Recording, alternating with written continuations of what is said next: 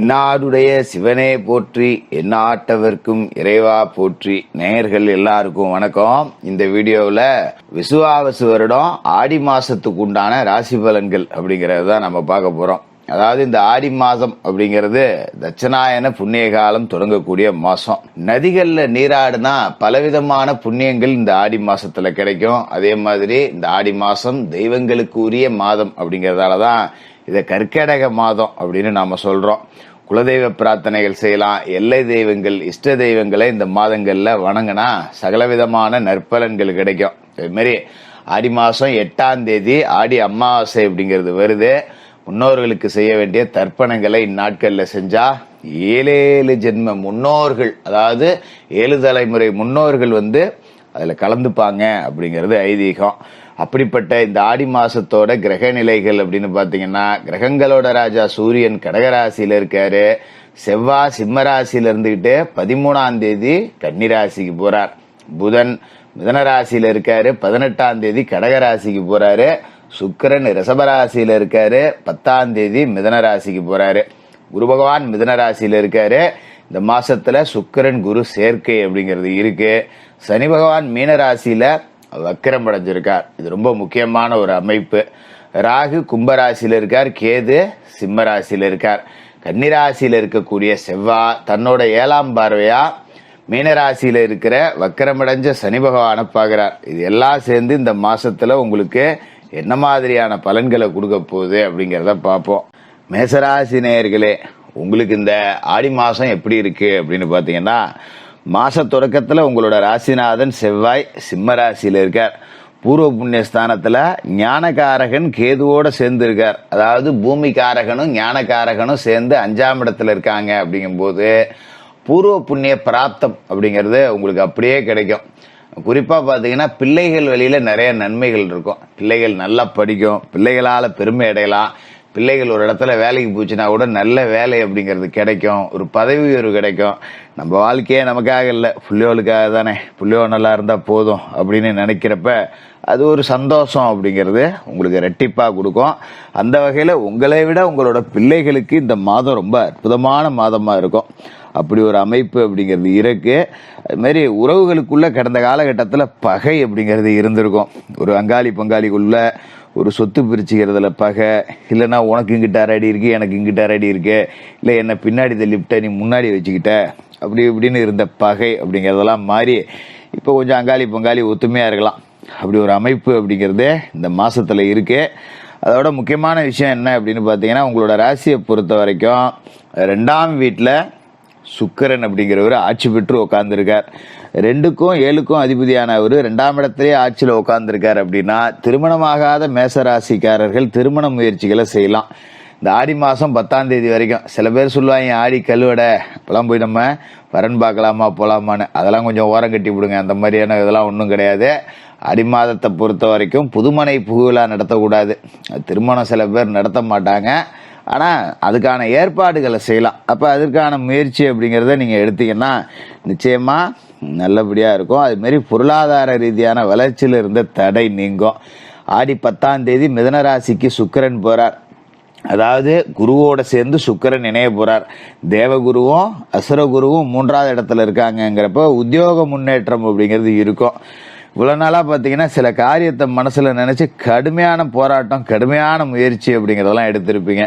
என்னென்னமோ பண்ணி பாக்குறியா, இது மட்டும் நடக்கவே மாட்டேங்குதியா அப்படின்னு உங்களோட எட்டப்படாத அந்த இலக்கு, எட்ட முடியாத அந்த லட்சியம் அப்படிங்கறதெல்லாம் இப்ப நீங்க எட்டலாம். முடியவே முடியாது அப்படின்னு நினைச்ச காரியம் கூட முடிஞ்சிடும். அது மாதிரி சில பேருக்கு குடியிருக்கிற வீட்டையே கூட விலைக்கு வாங்கக்கூடிய யோகம் அப்படிங்கிறது கிடைக்குது. அந்த அளவுக்கு காசு பணம் புரளும். பட்டபாட்டுக்கு பலன் கிடைக்கக்கூடிய மாசம். பஞ்சாயத்துகள் சாதகமாகக்கூடிய மாசம். அது மாதிரி முன்னோர்களோட சொத்து, தாத்தன் சொத்து, பாட்டன் சொத்து, முப்பாட்டன் சொத்து இருக்கு. பரம்பரையா இருக்கு.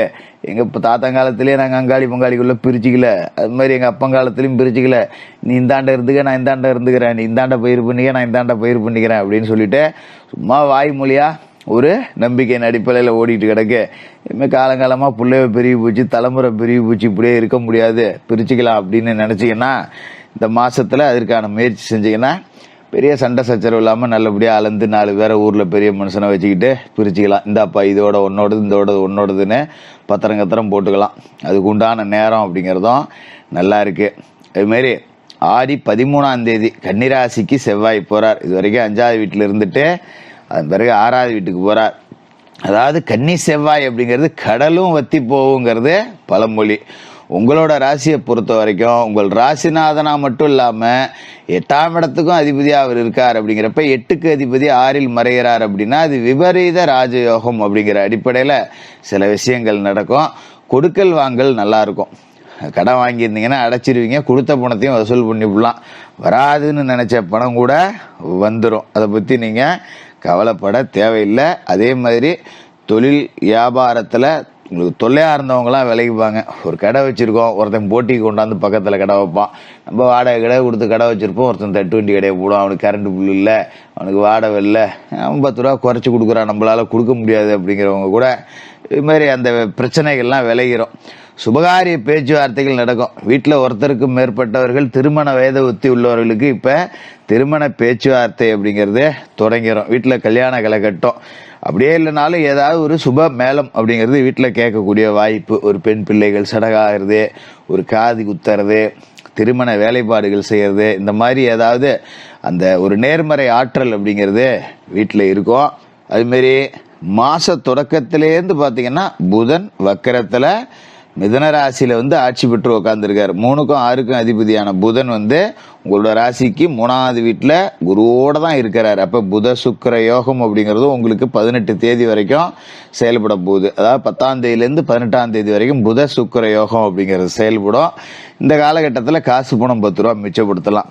மாதம் சம்பளம் வாங்கி மீதி ஒரு 5000 இருக்குடா அப்படின்னு சொல்லக்கூடிய அளவுக்கு மிச்சப்படுத்தலாம். சேமிப்புகள் உயரும். 18ஆம் தேதிக்கு மேலே கடகராசிக்கு புதன் போறார். 3க்கும் 6க்கும் அதிபதியான அவரு கடகராசிக்கு போறார். அப்படிங்கிறப்ப தேக ஆரோக்கியத்தில் இருக்கிற பிரச்சனைகள் நீங்கும். அடிக்கடி ஆஸ்பத்திரிக்கு போயிட்டு இருந்தேன், சம்பாரிச்ச காசை பூரா கொண்டு போய் ஹாஸ்பிட்டல்லையே கொட்டுறேன் அப்படின்னு கிடந்தவங்களுக்கு கூட இதுக்கு மேலே நல்லா இருக்கும். உடம்பு சரியாயிடும். ஒரு மாற்று மருத்துவத்தால் குணம் கிடைக்கும். இது மாதிரி பழைய வண்டி வாகனத்தை போட்டுட்டு புது வண்டி வாகனம் வாங்கலான்னு முயற்சி செய்வீங்க. ரொம்ப நாளாக வச்சுக்கிட்டு இருக்கேன், அடிக்கடி வேலை வைக்குது, பெட்ரோல் கொடுக்க மாட்டேங்குது, இதை நம்பி ஒரு வெளியூருக்கு எடுத்துகிட்டு போக முடியல, ரிப்பேர் ஆகி போகுது அப்படிங்கிறவங்களுக்கெல்லாம் இந்த பிரச்சனை நீங்கி சரியாயிடும். அதோட புத ஆதித்ய யோகமும் செயல்படுது. அப்படிங்கிறதால மாணவர்களோட கல்வி அப்படிங்கிறதும் நல்லா இருக்கும். பொது வாழ்க்கையில் இருக்கிறவங்களுக்கும் எதிர்பார்த்த பொறுப்புகள் அப்படிங்கிறது நல்லபடியாக சேரும். அதுமாரி ஆடி மாதத்தை பொறுத்த வரைக்கும் செவ்வாய் சனி பார்வை அப்படிங்கிறது இருக்கு.